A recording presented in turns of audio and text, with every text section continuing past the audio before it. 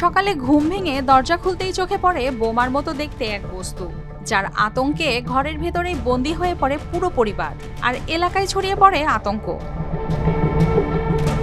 সাতক্ষীরার কলারোয়া উপজেলার পশ্চিমপাড়ায় দুই বোন সাজেদা ও মাজেদার বাড়িতে 23 এপ্রিল সকালে ঘটে এ ঘটনা। ভুক্তভোগীরা জানান, ঘুম থেকে উঠে বাইরে বের হতে গিয়ে দরজায় ঝুলন্ত অবস্থায় বোমার মতো কিছু একটা দেখতে পেয়ে বিষয়টি দ্রুত জানায় স্থানীয়দের। আমার ওই বোন যখন বাইরে আইছে বলছে, তোর গেটে কি দেখেছিস? আমি বললাম, দেখেছি, তুই ভাইদের কাছে ফোন দে। এবার মেজো ভাই রাহান ওর কাছে ফোন দিল, বাইজিৎ মামু আছে ওর কাছে ফোন দিল, ওরা এসে দেখলো। ওর থেকে স্যারেরা আসলো, সেইভাবে আছে। আমি বেরোলাম, স্যারেরা আসলে ওই পাশ দিয়ে ওই রেলিং কেটে আমি বাইরে আসলাম।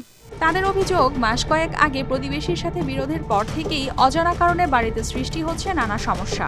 এই ঘটনায় এলাকাবাসীর মধ্যে বিরাজ করছে আতঙ্ক। তারা দ্রুত দোষীদের শনাক্ত করে আইনের আওতায় আনার দাবি জানিয়েছেন।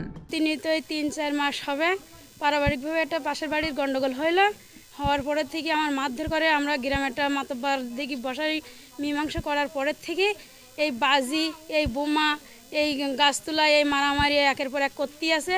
আমি মাস তিনেক ধরি। এগুলো অবশ্যই এর প্রতিকার হওয়া উচিত, এর সুষ্ঠু তদন্ত করে এর ব্যবস্থা নেওয়া উচিত। খবর পেয়ে ঘটনাস্থলে গিয়ে পুলিশ পরিস্থিতি নিয়ন্ত্রণে আনে। পাশাপাশি বোমা নিষ্ক্রিয়কারী ইউনিট এনে বস্তুটি উদ্ধার ও নিষ্ক্রিয় করবেন বলে জানিয়েছেন পুলিশ। এছাড়াও বিষয়টি নিয়ে চলছে তদন্ত। যে বোম ডিসপোজাল ইউনিট আছে যশোর ক্যান্টনমেন্টে, আমরা তাদের সাথে যোগাযোগ স্থাপন করি এবং তাদেরকে আমরা মেসেজটা দিই।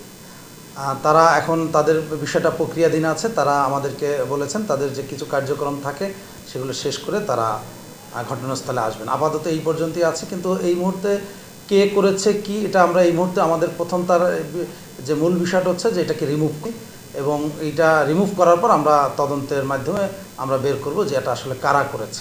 News desk, RTV।